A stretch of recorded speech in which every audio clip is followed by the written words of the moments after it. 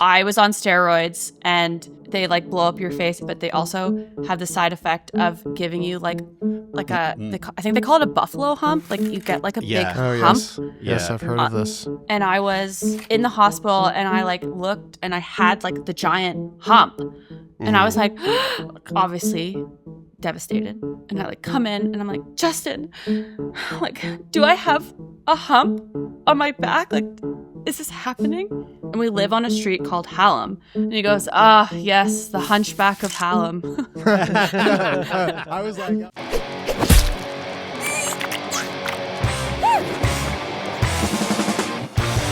Okay, so Meg, I want you to walk us through the logistics, because I've actually been thinking about, I've been playing this scenario out in my mind since I read your application, and it's made me giggle every time. So walk us through the logistics. You're in the middle of a high stakes legal presentation. You're wearing your best like power woman suit. And you realize that you've just shit yourself all the way down to your ankle socks. I know. How do you go on finishing the PowerPoint? Well, actually, this happened in a previous job. I actually used to work in film. So I was giving a set tour. So I had like an audience, but there was also like, people around working on the set. There was actors around, there's like so many people around.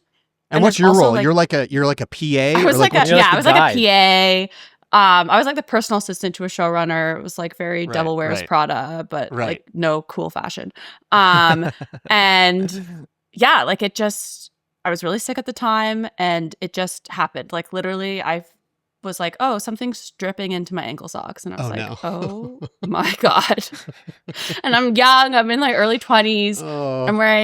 I was wearing acid wash jeans. So I was like, this is going to show immediately. And I think it's like really interesting because everyone talks about shitting your pants. Like that's the moment, but it's really like the aftermath. That's totally the whole, you're like, what do I do? And you're life goes on. So I literally just kind of like scaled, like shimmied against these like fake room walls, like really awkwardly, and was like, anyways, look at this room. Like this room, we like filmed these scenes in. And I just like left with this giant group of people. And I grabbed another PA and was like, you're giving this presentation now, like best of luck.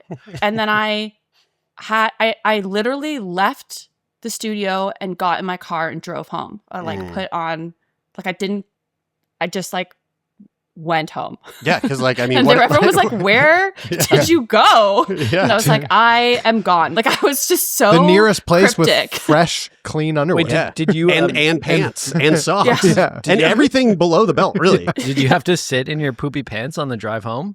Yeah, like I think I may have put down like one of those like reusable bags, but yeah. And then you're like in another podcast with someone with Crohn's, you were talking about like, what do you do with the clothes? And you know, like first offense, you're like in the garbage, never seen again, trauma, like, But then if it keeps happening, you're like, those are really nice jeans. I go through that with my, like when my now 3-year-old was like learning to be potty trained, it was always like a how bad is it? Do we throw it away or do we clean it? So okay, let me ask then, because I mean I'm not to compare you to a 3-year-old being potty trained. But here, I'll compare myself to you, Megan. Megan, okay. I shit my pants all the fucking time. Literally all the time. I shart my pants. I probably shit my pants once last week. Like it's not it's not like it's running down my legs. He shits his pants so much that socks. Like that we don't know.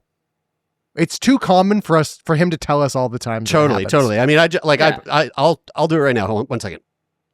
Oh God! All right, there we go. And then so now you look like Zaya. Yeah. So I can tell you, we can smell it. I shit my pants a lot. Okay, it's because I barely have a colon, and so but when I shit my pants, it is a little. It's a little bit. So it's like a little bit that will obviously be in my underwear. And if I sit on my ass long enough, it will also transfer to my pants. However, whenever I shit my pants, most of the time, I think there may be one time in my life where I went, oh, I got to throw this shit out, and I threw them out. But like every other time, I just throw my shit in the wash, wash it out, and it's good. So my question to you about with the kids, is there enough shit where you go, oh, there's no, because like shit, you know what happens with kids, like red wine. With kids, the issue is that it will get in there, and depending on how fast if somebody took it off, and then like at a daycare, they'll take it off and they'll just put it in a bag, and then it will get hard. And then you can still wash it. And then it's like a part of the pants now. I don't know. It's like, Megan, what about you? I mean, you've done it enough. Do you, at what point do you make the decision? These must burn. Oh my gosh. This is like all my secrets. I feel like I normally like hold on to it. I like, hold on to it. What do you mean? I clean it. I normally clean it, and then I sit on it for a couple of weeks. I have gone now. I think like 2 years accident free, which nice. Congratulations. Wow, deal. But that being said, it's like always but then you also have like the threat. So like I am a lawyer, and you have to go to so I do tribunal hearings. And, people, you're supposed to take breaks, but nobody ever takes breaks. And they're like, like, let's power through and like, let's get this done. And, you're the counsel, you're and your clients are there. And all my clients are, like they're high up in management. They're older than me. They're sophisticated. And I'm younger than them. And, it's a really awkward power imbalance to be like, hello, everyone. I need a bath. Like everyone needs bathroom breaks. These are not new things. But so then I'm like going into the process of asking for a formal accommodation to have like formal bathroom breaks. But the accommodations, like every party knows what the accommodation request is, which I find interesting. right.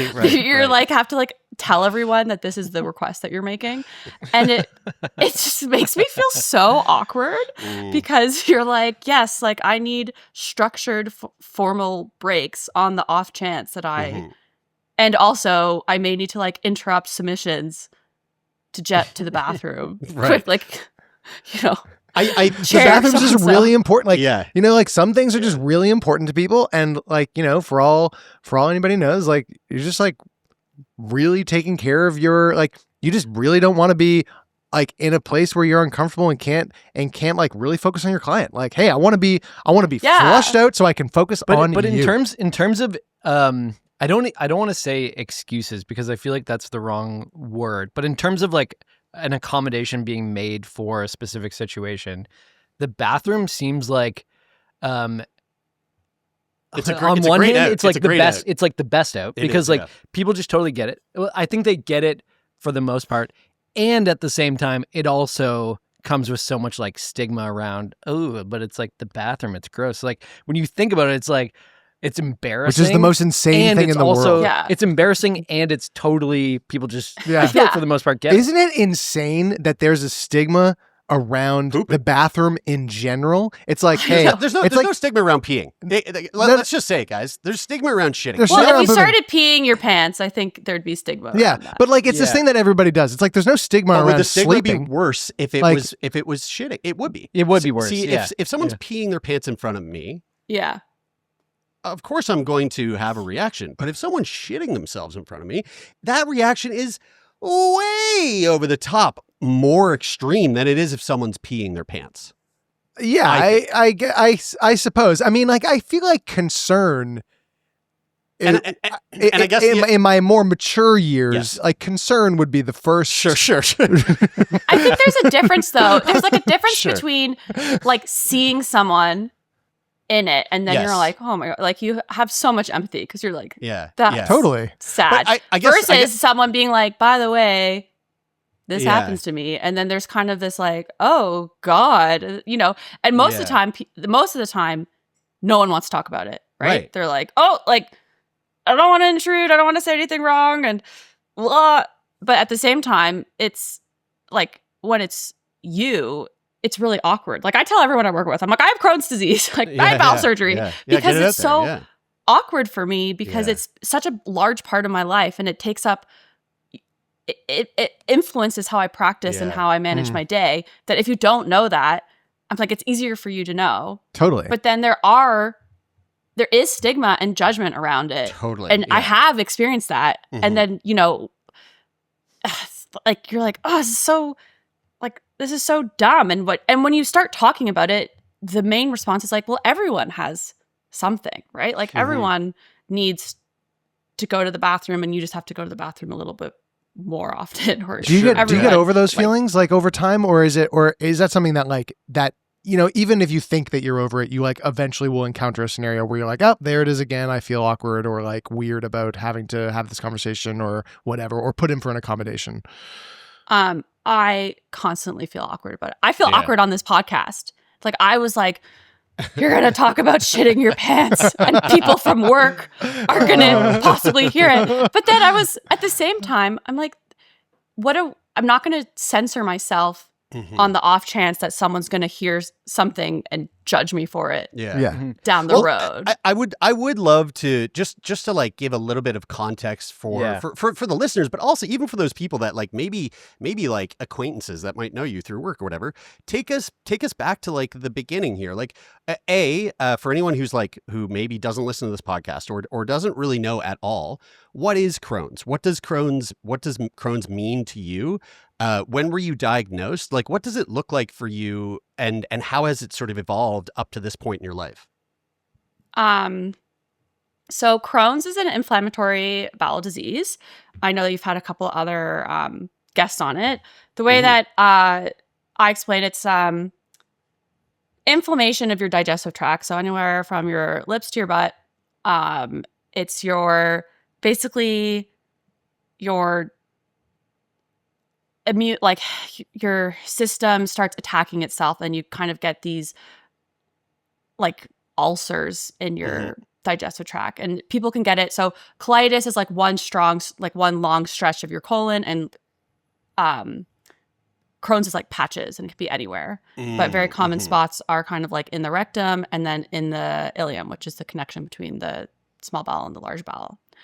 For me, took me an extremely long time to get diagnosed. I did not have a normal presentation. And although they say it's unusual, I do feel like this is actually not a very unusual story for a lot of people. But I started going to a GI when I was, I think, like 13 or 14 in high school, because I was like shitting my pants, which I didn't even know was that, like, I was going to the bathroom all the time in high school. And the reason that my mom found out is because my best friend was like, I only go to the bathroom every other day. I was like, oh my God, Jordan. Every other day? You should be going to the bathroom at least once or twice every hour. Like I go between each class break. And my mom was like, you guys need to meet somebody. Both in of those are insane. Both of those are nuts.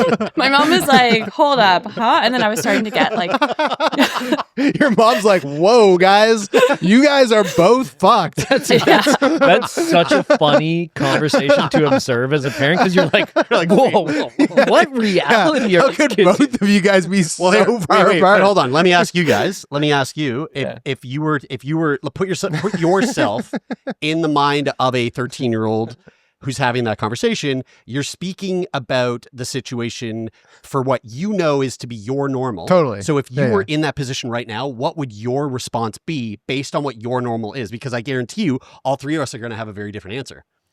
What would be my response? Is that what you're asking? Yes, like how like what would you say? How regular are you? You and I are having the same conversation, okay? And like, whoa, wait, you go to the bathroom how often? Yeah, I would be like, oh, I go once a day. You're going once every hour. I mean, that's definitely not the right way to approach it with the tone with a child. But how do you? But we're embodying. We're both kids. How we're all 13. Catch up. You guys are all kids. Yeah, Megan's our mom.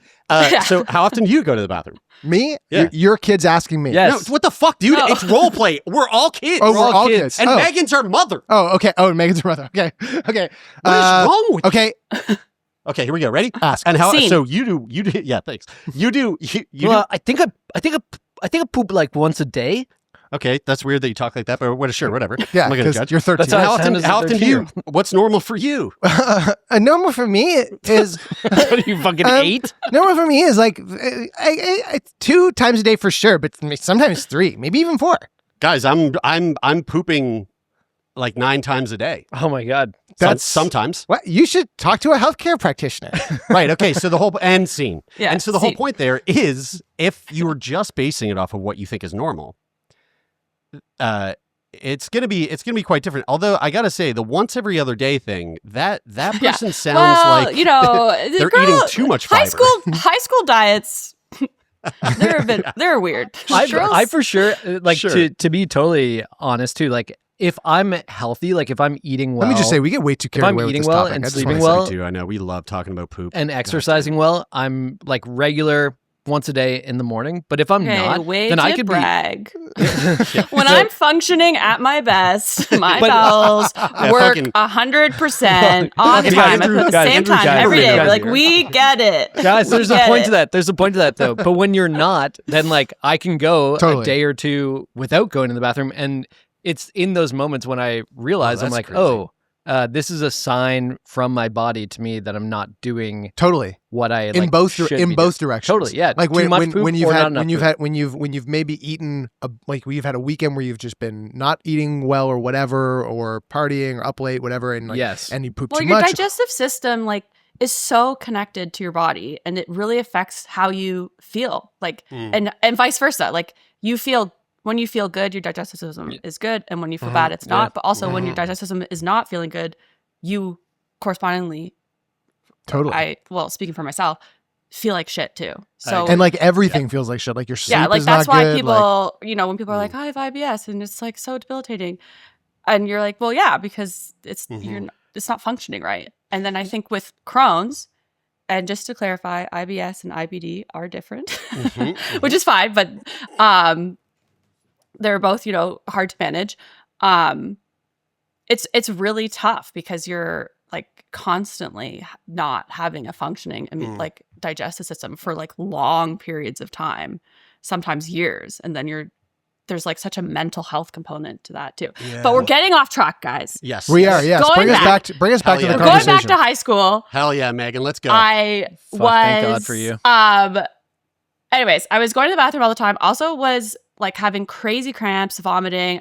I went to GI, who I was technically a child at the time, so I went to a pediatrician GI, and they were like, "Oh, I actually have like this parasite that they were like, you shouldn't have this because this is like young children get this, so it's weird that your system didn't fight this off." Which is now knowing that I have Crohn's is not that odd because your system wasn't like able to fight it off.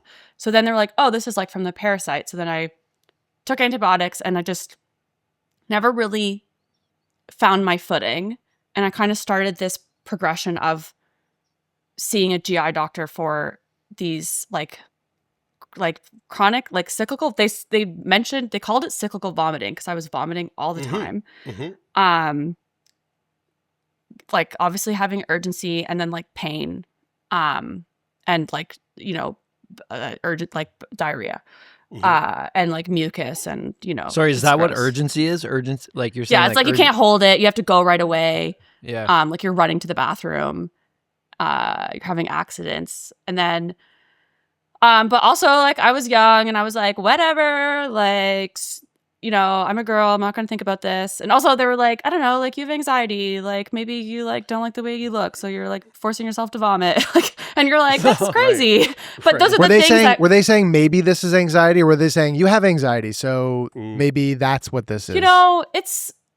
I think some people have had that experience. I feel like despite this like crazy path that I've had, I've always had good treatment, but I think I've had inconclusive tests. And when you have inconclusive tests, doctors, like, their hands are tied a little bit because they're like, we can't give you these drugs if we don't know for sure that you have Crohn's. And the only way we can be sure if you have Crohn's is if you're testing positive on these tests.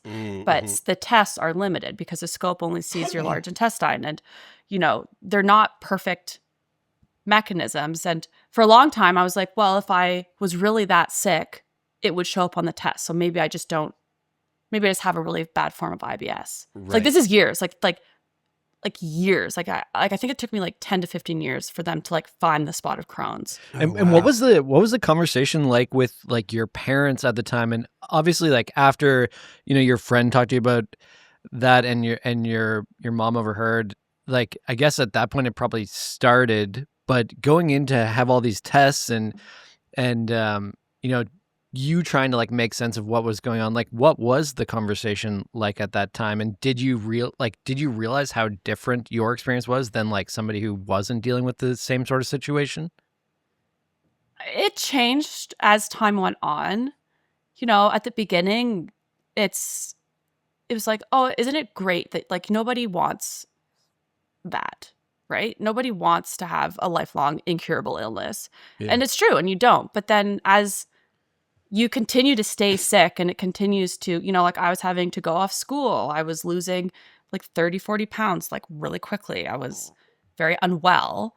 And you're like, my parents were seeing me and not even just seeing me, but like having to come. Like I remember when I was living in the city and I had to call my mom because I couldn't get off the bathroom floor. And I was like living in this ugly apartment in the bathroom floor. Like it was like this bright yellow apartment. And she had to come. I was like, you have to come get me. And she basically came and I was like in a fever, but I wasn't sick. Like it was a night sweat, which is very common with autoimmune diseases to have kind of these fevers. I'd lost all this weight. I like could not physically get off the floor and I couldn't leave the bathroom because I needed it. And she was like, this is not normal. It's like something's going on, but we just don't know what it is. So then you're kind of like, what the heck? And you flip-flop between being like, okay, we know something's wrong. But then you're like, but if I was really that sick, like wouldn't it be showing up? And then you're kind of going, well, I don't want to be like fighting for a diagnosis. And then you look kind of aggressive. And as I said, like the doctors weren't, I mean, I've had a lot of I have had doctors assist me. Like I had a GP told me that I was like a drama major and I was being dramatic when I was telling her I was like shitting my pants. And I've had a ER doctor tell me that I had a multiple personality disorder and that I was like seeking healthcare treatment. But like those are isolated experiences. You're making you're this fucking nuts and you're yeah, seeking like you this need for some like type of you need like an inpatient program. And I was like, but also I've also remained like very open-minded. I was like, if this is a psych issue, let's deal with it. Like I was you're like, is there a treatment that will make me stop going to the bathroom? And I got a psychiatrist. And so I went to this psychiatrist and I was like, listen, am I mentally ill? And she was like, I don't think so. Like, oh my God. I mean, that must be psychologically. The psychologist is like, ma'am, you're shitting. You are literally shitting right now. I don't know why. I don't know why we're talking about your mental health. You've pooped yourself on my beautiful leather couch. I don't know. People can have Crohn's and also. Yes, I know, but I mean, we're kind of like we're having a bit of like a laugh about it, but at the same time, it's like that would be psychologically fucky to be like. Well, and I do have anxiety. I was like, listen, of course I'm anxious. I'm like single and like living in my 20s and I like am vomiting and shitting like The Exorcist, like levitating off the toilet. Like, of course I have anxiety and I'm like going to these like cottage weekends and there's like limited plumbing and it's, like traveling on an airplane is so stressful. And oh my God, I bet. There's so many things that are anxiety. Like, of course I have anxiety and I'm fine with that. I was like, yeah, like let's tackle it. Like, let's get some cope. If this is a mental health issue and we can like sort this out, like, wouldn't that be great? Let's have a positive attitude. Obviously, yes, it crushes my soul when someone's like, it's all in your head. But I was like, if it is in my head, like, let's fix it. Let's figure it out. It wasn't in my head. Yeah. It was in your gut. It was in your bowel. It was in my gut. And everyone was like, and is it a gynecological problem? Like, is it? I was sent to it, and the thing is, I was presenting as very sick. My GI doctors were like, "You are presenting like a Crohn's patient. Like, this is so bizarre. And they were treating me with like lower level Crohn's treatments, including courses of steroids. And looking back now, what actually happened was a lot of my testing was done while I was on these steroid treatments. And so that masked, we think, some of the, like, it skewed the test results. So how old were you when you ended up finally getting that diagnosis? 23. Okay. All right. And I started getting Crohn's meds, I think, in 2015, but I didn't get put on a biologic, which is like the highest form of treatment, until 2023, which is when we got the scan. So at that time, also, like, this whole time, I'm like trying to like pursue. Also, like, I've never been someone who's like, I'm going to run a marathon. Like, you had another guest on with Crohn's, and he was like doing all this athletic stuff. And I was like, I was so athletic when I was a kid. And now I cannot do it. Like, my body just was never, I would just make me so sick. And looking back now, it's like, oh, because I was just like unmedicated and it was an active flare. One little interesting thing that I picked up there is you said you started the biologics in 2023. And earlier in the podcast, you said you haven't had a shit yourself incident for 2 years. So the drugs are working. Right. Okay. Very cool. I also had a bowel resection a year ago. So full, it's when they a full or like a full on, just the whole thing, or what did you have? A bowel resection. So they took out a portion of my bowel and then like they cut it out and then they sew it together. Yeah. Okay. Cool. Like, I didn't know this. Okay. So I thought it's like laparoscopic. So they like pump your belly up. And then I thought they like did it like in the cavity. But they actually like pull your bowel out through your belly button and do it on the outside. Whoa, dude. Okay. Jeremy's had this surgery. I had a hemicolectomy. I had 75% of my colon removed. Okay. I didn't know this. I didn't know that it was laparoscopic. I have all the little like coin slot scars. I thought they did it inside too. Fucking nuts. Yeah. I didn't know that they pulled my shit out. I mean, that makes way more sense. Really. I was talking to the resident. And I was like, so how do you like... Damn it. I was so confused. I was like, how do you keep it sterile? Like, if you're in the cavity, like, where's the shit go? And they were like, oh, no, like that long incision on your belly button, like, we just pull it out. And I literally was like, oh my gosh. My goodness. Like, you can just picture your, like, Jer, like, picture your body. Yeah, dude, I feel on weak. the table and picture your guts. You feel a little, dude, you're like the scene in Machete. When he jumps out the window and swings into the basement below from his intestines. Another callback to a Crohn's episode. I think your most recent one is you mentioned Alien. Yeah. Chestbusters. Is this your favorite movie? It's the writer of that movie wrote that movie based on Crohn's. Ridley Scott write it? That's pretty cool. I didn't know that's this. like, this is like, I don't know. Okay, you have to fact check me on this. This is like lore that I heard and I've kept it in my brain. And I think it's that's really okay. Cool. We can like it could be like an AI hallucination if it's Take wrong. this as true. Gospel truth. But apparently he wrote it about his experiences like having Crohn's disease. So Dan O'Bannon's personal experience with Crohn's disease is a direct inspiration of the Chestbuster is a direct inspiration from his personal experience. What's your with Crohn's. source here? Grok? No, I mean Google. He suffered from Crohn's and channeled the intense visceral pain and feeling of an internal struggle into the horrifying emergence of the alien. Oh, that's crazy. He died from Crohn's. He died from Crohn's in 2009. Died from Crohn's complications. Solidifying the connection between his illness and the film's enduring horror. That's an AI description. No, that's actually Wikipedia. That's really? That is somebody wrote that article with AI. That's a Wikipedia sentence. That's so. First of all, my favorite movie of all time. Didn't know that. Thank you for that little tidbit. Very fun little piece of trivia. Yeah.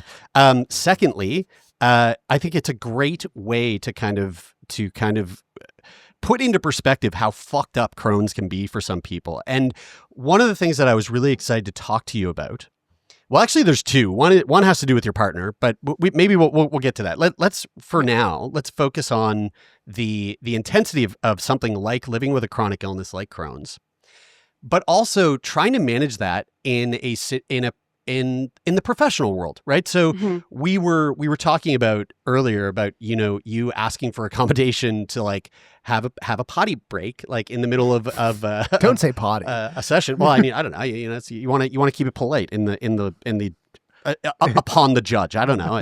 You gotta be careful what you say in front of those fucking judges, dude. Jeff loves his legal lingo. That's it. So one of the things that you had sort of mentioned in your application when I was reading through it was about like the legality and the process in which people have the right to ask for accommodations that they need in order to do their work when they live with some sort of chronic illness. And I think this is something that like some people maybe are aware of. I think some other people, perhaps, someone who maybe was never sick and then all of a sudden they get this new diagnosis in their adult years. I mean, we do this podcast and talk to a ton of people and I really we don't really know much about it. Yeah. So like what's the deal with like workplace accommodations as it applies to chronic illness? Yeah. What are your rights as an employee? Like, what are the things that people need to focus on or think about that maybe they aren't? First disclaimer, this is not legal advice. This is just my opinion. JK. Such a lawyer. Just get that out there.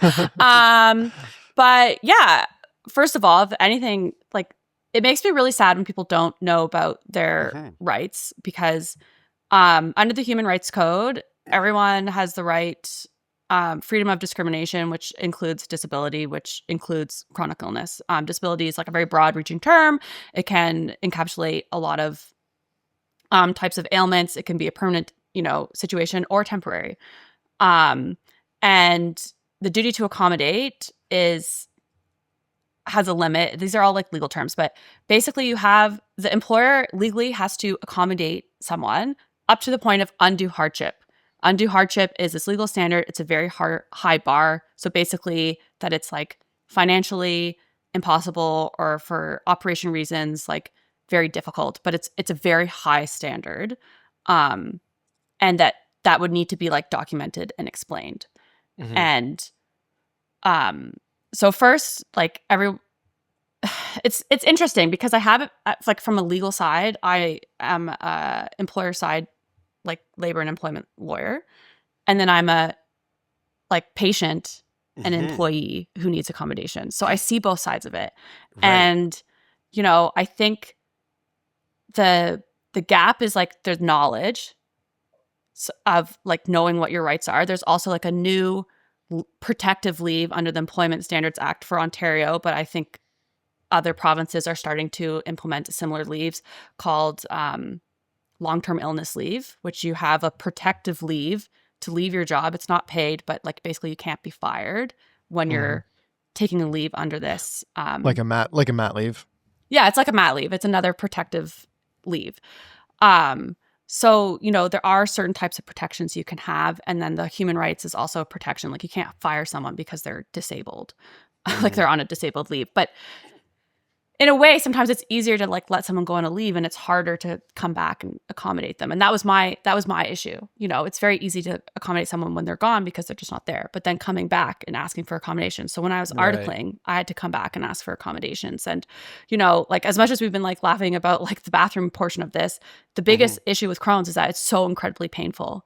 And when it's painful, it takes a portion of your energy. It takes, you're not thinking as sharply. And I don't want to tell my, employer, oh, by the way, like you need to be sharp on this, but my not functioning at, 100%, but I'm not. And what does that mean? Well, sometimes that means that like, I can't be like pulling all-nighters and I can't be working these, insane hours and I need my weekends for rest. And so what does that look like? Well, I guess I need like less work. And they're going, well, we can't really accommodate. Like, we don't know how to do that. Like, we don't know how to like manage the workflow because files blow up and like, we need you where we can. And there was this inability to like figure out how to manage this legal service. And you're also working on a billable hour, which means you bill every 6 minutes. So every 6 minutes of work, you're billing.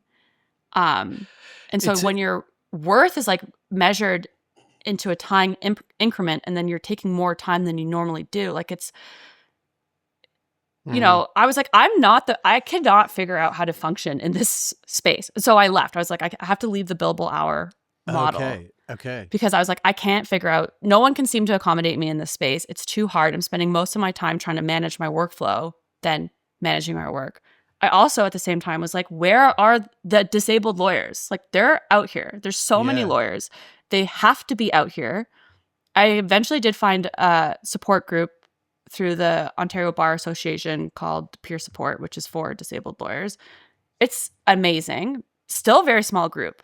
Like, there's not a lot of positive voices in the field saying, you can do this. Like, this is done.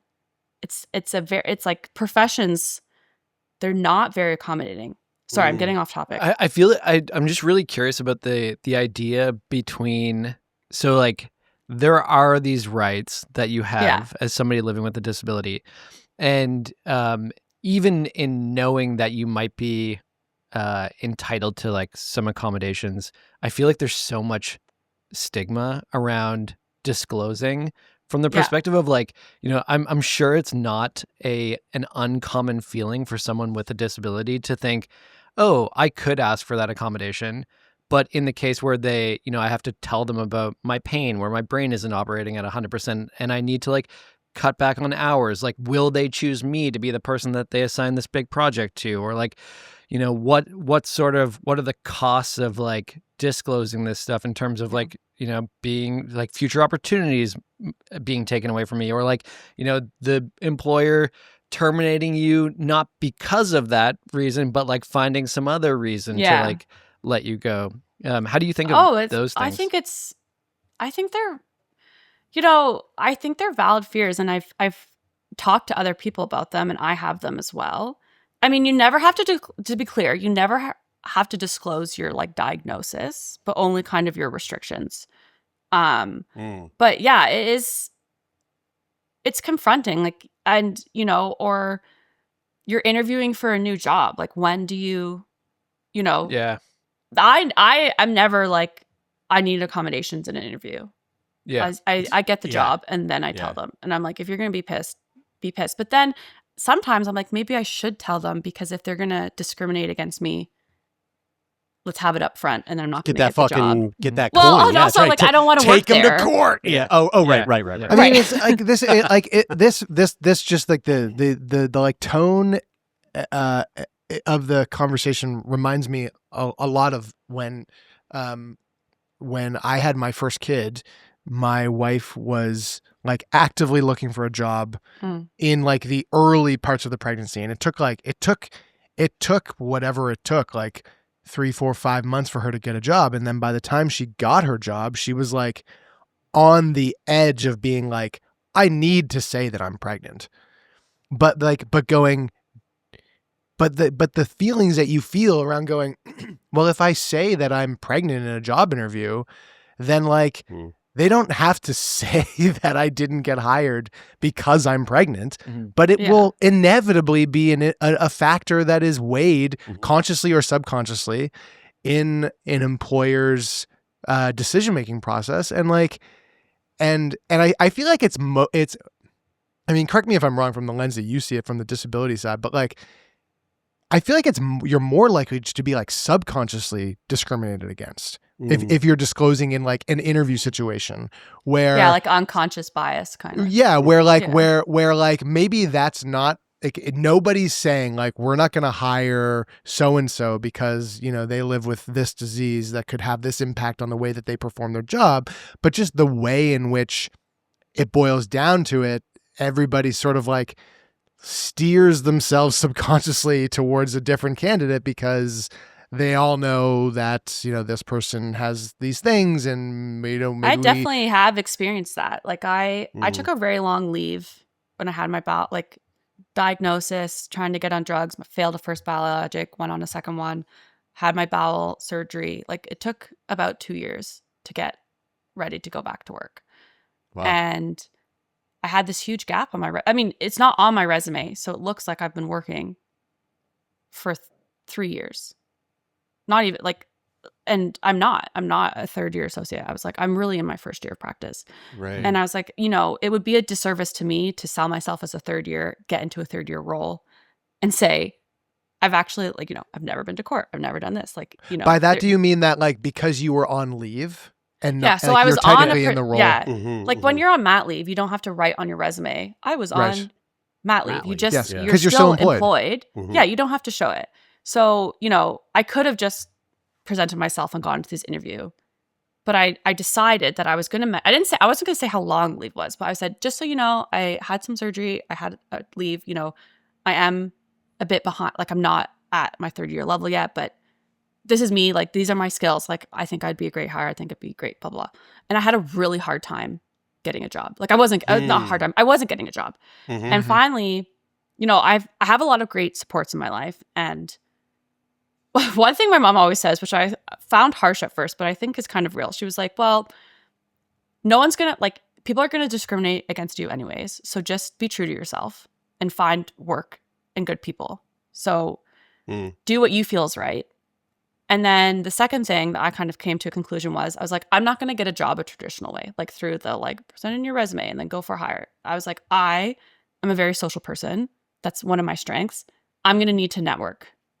And then I started like, just blasting everyone I knew and saying, like people who I hadn't talked to in like 5 years, being like, hey, remember me when I was like a student like 5 years ago? And we talked once and we went to the same school. Like, yeah, like school. Also, I've been extremely ill and need your help. Obviously not like that, but and I also started reaching out to anyone. I was like scouring the internet. I was like, oh, like, have you ever once in your life on an article said that you were a lawyer and had a disability? I reached out. I'm like, oh, like this person said they were amputee, reached out. This person said they had MS, reached out. This person said, they're hard of hearing, reached out. And I was like, who do you know in your network that are good people who I can talk to? And then basically through this networking, I was able to get a job. And I'm in a position that, knew about my situation and was able to accommodate me. And that provided kind of a better environment to have more open-ended conversations. And even still, I'm in a job, like I was laughing. I was like, I'm in a job that is so accommodating and so supportive and so nice. Like it's like a dream. It's contract, so it's coming to an end. And even still, it's really hard. Yeah. Like I'm like this, like managing these accommodations and managing this illness, like it's really hard. Yeah. When it comes to, one of the things that you had mentioned there was that time where you left the position because the inability for the employer and you to like land on what accommodations might look like. What can you say about that process, looking back on that in retrospect now versus like where you're at now and what the accommodations look like for you? Like what would you say to someone who's in a position where like they're at that moment where they're going, I need accommodations. I don't know what that looks like. I don't know what's possible. What advice do you give to someone to facilitate that conversation? And if they feel like the employer is not really kind of like tossing the ball up for them, then what can they say to try to help move that conversation along? Because I'm sure it's not that easy to like come up with ideas. I guess you could just ask ChatGPT and it'll just magically give you the fucking answer. But like, what would you say to someone who's about to have that conversation? Yeah. What legal advice would you give it? Yeah. I think that's a really good question. And it's something that I found very frustrating as like an articling student when they were like, tell us how we can accommodate you. And I was like, well, I don't know anything. Like, why am I figuring this out? But I think the advice that I would give is to like 2 points. The first point is it is a conversation. And sometimes it's not going to happen in one conversation. It's trial and error, like truly. So, set up check-ins. And it's frustrating that sometimes you as the employee have to take the lead, but you're the only one that knows your body. You're the only one that knows what's working. And sometimes that's just the way it is. So, like have your emotions about that, but then, kind of like set it up, do what you need to do, and then start having like almost like treat your accommodation also like a job. It's kind of how I do it. So I'll say, And also, especially with chronic illnesses, your accommodations might need to change as your condition is flaring or getting better or whatever. So, say some things that I found helpful are being like, okay, this is what I'm struggling with, the capacity or work or whatever. This is what I think might be helpful. Mm-hmm. What do you think? And they might be like, if they're like helpful, they might be like, oh, like that's great. Or what about this? Or if they're not very helpful, you can be like, put it back on them and say, I really like your insight, as you have like a way better perception on like the operational side of this. Like I'd really, appreciate your insight on how to manage this, because I'm a bit like at a loss on how to, I know my portion, but it involves like managers or involves, people who are kind of outside of my scope. And I was hoping that you could maybe assist me with this aspect. Yeah, that like encouraging the collaboration of trying to truly make this work for everybody. Yeah. And like an openness to be like, I want this to work. Yeah. I want this to be seamless for both of us. I think that's a really great point of like sort of contextualizing to the person that you're speaking to, like, here are the things that, I find challenging because of my situation, without feeling like you have to, go into detail about your situation. But, contextually, like, I think I'll find this particularly difficult. What sort of suggestions do you have? And from like a, higher level perspective of the job or role as a whole, like a 30,000-foot view. What sort of a 30,000-foot view, what sort of accommodations do you think would be reasonable given the circumstances? And then also like, I imagine that sort of you with the illness also have to be comfortable pushing back too, like if it's not enough, like don't just accept the fact. If you're not in a space to push back, like, because sometimes you're just not, you can say, can we check in a month? Or can we check in 2 weeks? Just and then start looking for another job over that time. Well, and that was my next point. That was my next point is for me, I got this, job in this law firm downtown. It was like a big deal. It was very competitive, it's what, like, I don't know, there's a lot of fanfare about it. And my ego, like, was really getting in the way, because I was like, I have the skills to work in this firm, but my body is not allowing me to. And I had so many feelings. I'm like, oh, like, I'm not able to like reach my full potential, and like I could work here. And I was really pushing up against my ego. And it took like basically being bedbound to be like, this is gonna like put me in the ground. Like, truly, like, I was so ill in the hospital, and I was like, I can't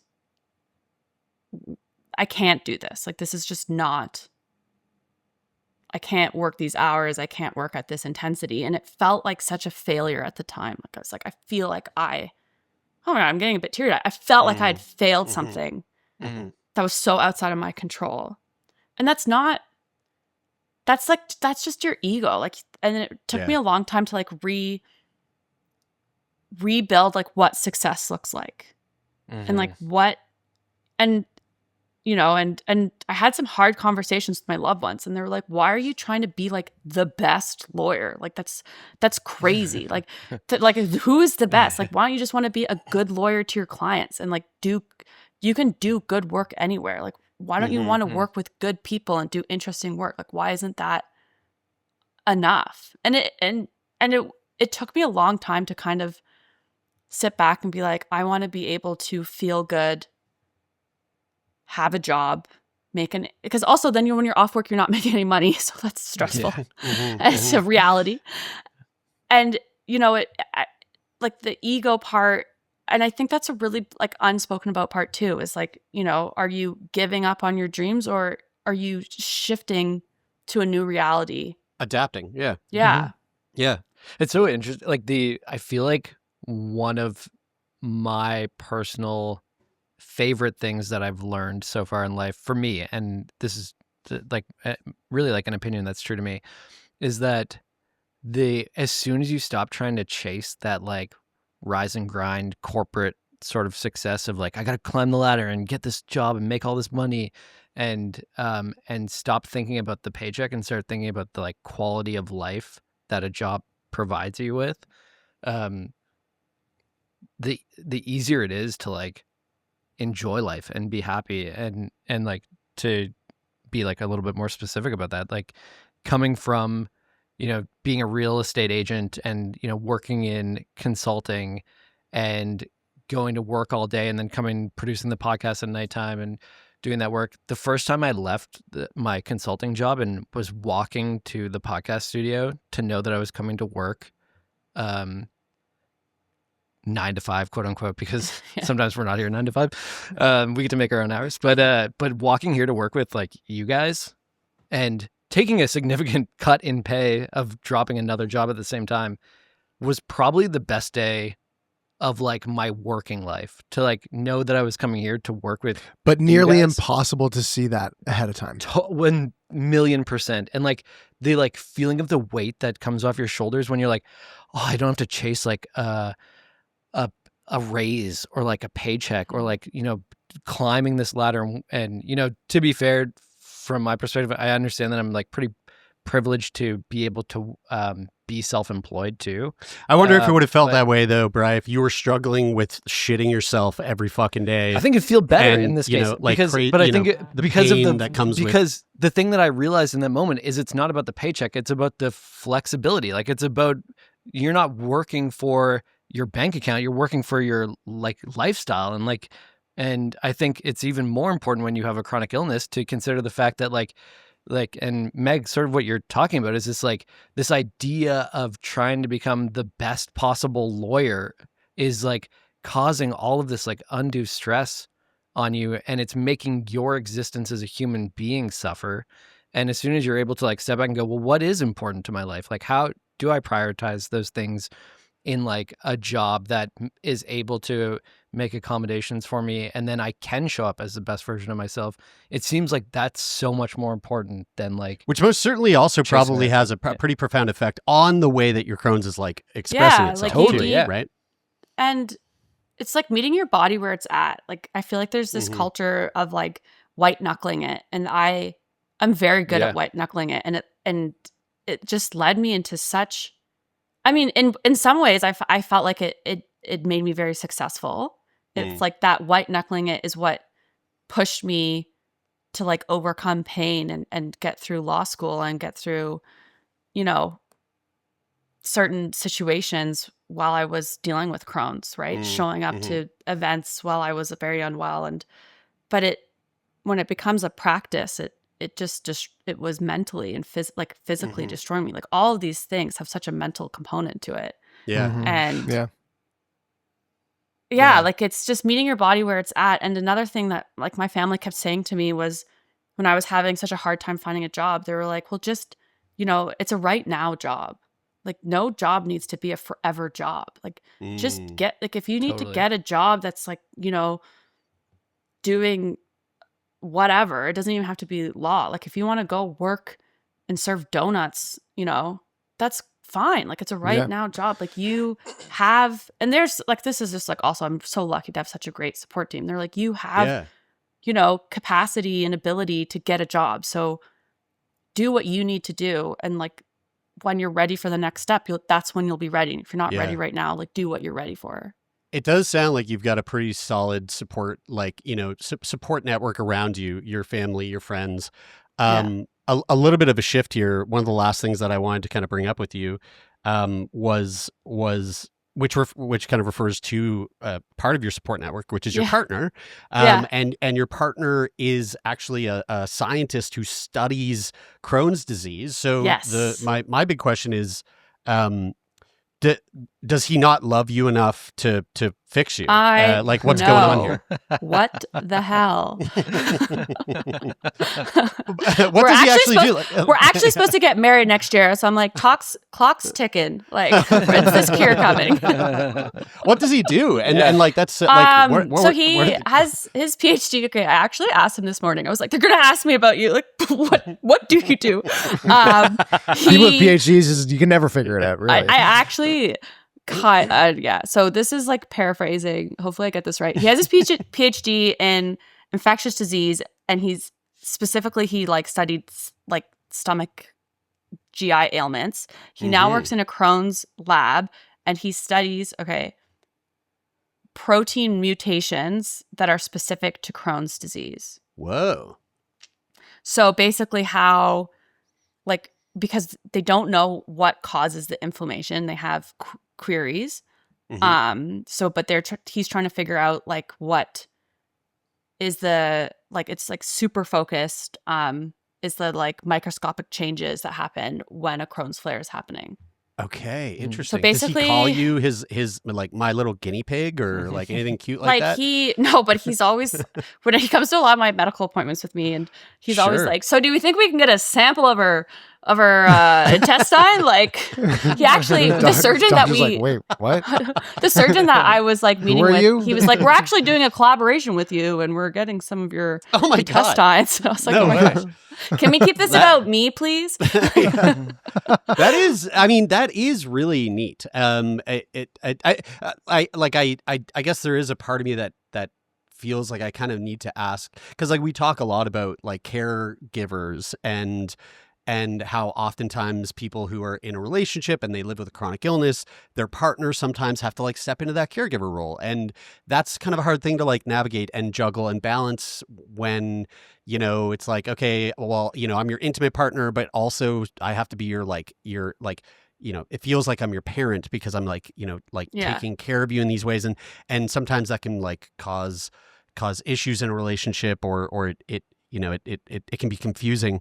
But like with him being so close to the research and the studying of it, do you find that there's like, and maybe this is more of a question for him, but like, takes a lot of notes. Yeah. Like, does it ever feel like to you that maybe for him, like some of this stuff is too close to home and to work, or, you know, like that there's a little bit of things get mixed up because it's all so intertwined between you and his work and what he is thinking about, like at home and at work and all those things. I find that it's just he has such a deep understanding, and I think maybe even more than I do. Sure. That it's just been like right from the jump. Well, we met on the apps, first of all. Like we both had been like unsuccessfully dating, and I was like having a period of health. Well, I was kind of lying to myself, but I was like, I'm healthy. And then I didn't. So I didn't tell him till after, like kind of a, like, you know, also like, when do you tell someone that you're chronically ill? That's like, that's a whole other conversation. But we basically found out like a bit in, and I was like, I have Crohn's disease. And he was like, what? Tell me everything. And I was like, oh my God. Like, you're like, way too into this. Oh my God. I think I love you. Do you have a scat thing? Is this did you know what he was doing for work at that time or like, no, like, you know, whoa. Oh, so it was, anyways, it is very cool. I'm obsessed with it. I think it's so cool. I'm like a very romantic about it. I'm like, it was meant to be. He was a scientist. So he was like, it's a probability. I don't know. But that's really funny. He also I feel like it was meant to be too. That sounds awesome. I'm like, we're writing, like also like if I can't get employed again, like I'm writing a romance novel about it. Like it's too good. You should, yeah. Yeah. I'll send you guys a copy. But he's so like tuned in. Okay, so I basically had to go off work, and I was like, okay, basically we're breaking up. Like, see you never. I'm obsessed with you, but I'm like becoming a gremlin, because you know, as you do. And he was like, oh, so I guess I'll be like moving in, and I was going like, what? And he literally like moved in, and I was like, I am like not okay with this. Like, I am becoming like the devil. Like, I'm so cranky and mean and like not nice. And he was like, it's fine, like you're sick, like you need help. Like he's just as a person incredibly kind. And then he also has this understanding, you know, when you're sick and your emotions are crazy and you're like, what's wrong with me, like what's happening, like and he's like, you have Crohn's disease, like that's what's wrong with you, like we know what's wrong. And I'm like, I've actually read about this in a book. Like he just is so, he's like such a he's so rational in a kind way that it really has like pulled me out of a lot of funks. Or, you know, like the other week I was having a hard time with my accommodations, and I was like, it's too hard. Like I need to like make a drastic change in my life. Like I need to quit my job and get a new profession and like, I don't know, like swim with dolphins or something to like change my emotional spirit. And he was like, or we could make small conscious changes over a period of time so we can know which ones will have an effect. And I was come like, up with a hypothesis. And test out a couple of small things, see what the results of the experiments are. And exactly. And I was go like, from there. So not helpful. But I do love that. The burn it all down fucking attitude, though, sounds so much more fun. I could probably have a conversation with your partner about I think I could get some pointers for when my wife is pregnant. He also just I'm gonna take that out of the podcast just so let's cut that out. Okay. You want to say that thing, Taylor, that you were saying about Kylan or period too, or guys? You were saying. Hey, I'm just saying that I could be more. Empathetic. I could be more empathetic towards my pregnant wife. I'm just saying, that's what I was saying. What you were saying. I thought you were saying something else. No, I'm saying I could take some pointers. He seems to be he's rational, but he's rational in this like really he also kind way. does like really walk the line with some jokes. Okay, so nice. I was on steroids and they like blow up your face. Jeremy, I don't know if you've ever been on steroids, but they also have the side effect of giving you like I think they call it a buffalo hump. Like you get like a big hump. Yes, I've heard of this. And I was in the hospital and I like looked and you're in a gown and I was like, like you're crunched over because you have a stomach pain. And I looked over and I had like the giant hump. And I was like, obviously devastated. And I like come in and I'm like, Justin, like, do I have a hump on my back? Like, is this happening? And we live on a street called Hallam. And he goes, yes, the Hunchback of Hallam. I was like, it's a Quasimodo joke for sure. Yeah, and it was like, I was like, but it was, anyways, it did make me laugh, but it was kind of like, I was like, that could have gone either way. And that's, and so I have been on steroids, but I believe like it's like sort of long, I've only done like short-term use. So I think it's more like long-term use. You'll see things like moon face or like, or the humps and stuff like that. But they are phases. Like, it is wild how much they like change the makeup of your body. Like it's fucking wild. Like every aspect of the way your body functions is like is affected. It's crazy. What would you say is the biggest thing that Crohn's has taken away from you? And describe it with the most legal jargon that you could possibly do. I can't. I think it's taken away, like super real. I think it's taken away a lot of my confidence. And it's just like, it just like knocks you down. And if, you feel like there's just been so many times where I'm just at a loss of like, what do I do? How am I going to move forward? And I think at the same time, what it's given me is like, sorry, oh my gosh, I'm getting really emotional. I have these amazing people who have like stepped up to take care of me in like different ways based on who they are. But like, it's like, I think there's like my friends and my family and I've had this for such a long period of time and through so many kind of like milestone moments. I had it as a teenager in high school. I had it in university as like a young adult, and now kind of we're moving into stages where kids and families and houses, and I'm like, that's not, I'm not kind of in the same stage as everyone else now because of my illness. And I've just been met with so much kindness that like when I'm feeling not confident, it's it's fine. I'm working on it. What would you say is the biggest thing that it's given you? Yeah, I think just that, like, that support, like that love, like just like that connection with, I think that's, and then maybe time, like, being on sick leave, I've been able to like spend so much time with my parents as adults.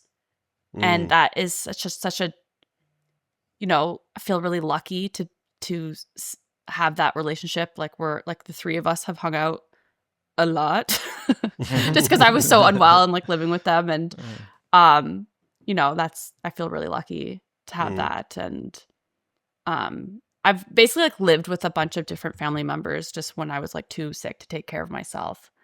So time with like people that you love is really special. I think that's the first time I've ever heard. We asked that question a lot, and I think that's the first time we've ever heard someone's response to the biggest thing that it's given you, which is time with people that you love, and I really love that. Me too. Yeah, that's a perspective that I've never heard, and it's.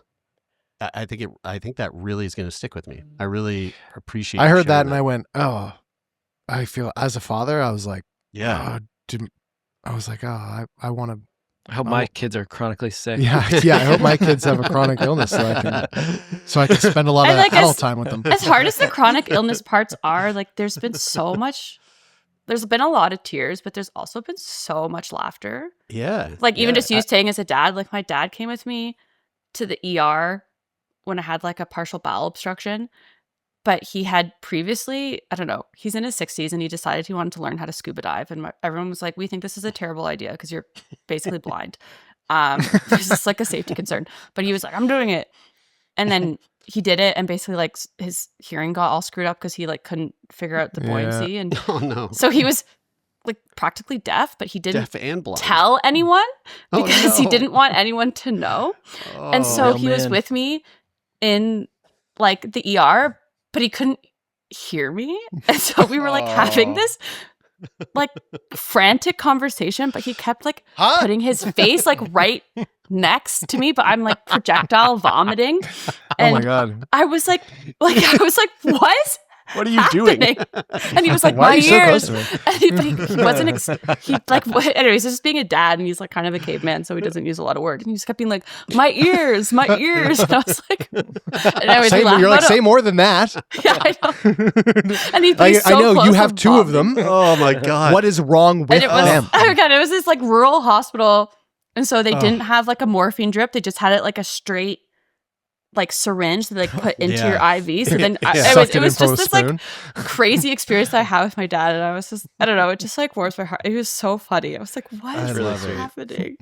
Well, I gotta say, like I'm so grateful that we had an opportunity to meet you and to have you show up on the show. I mean, I know that you said that like you were feeling a little bit vulnerable and it was a little bit scary, the thought of like coming on here and sharing these things that like some people in your life maybe don't know much about, but you really have a way about sharing this kind of stuff that a lot of people would view as like,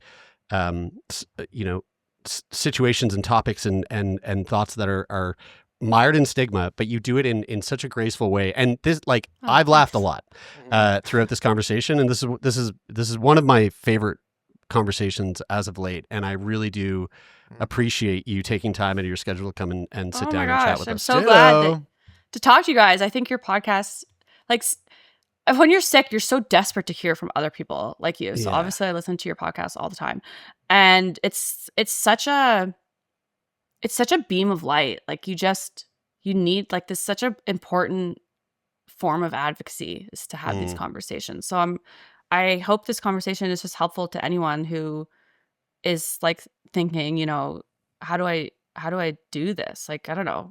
And if you want to talk to me, like reach out to me on, I don't have any really social media, but reach out to me. Yeah, just show it. She said her street name. Fucking go see her. She's the Humpback of Humpback of Hallam Street. Write me a letter. Under the bridge.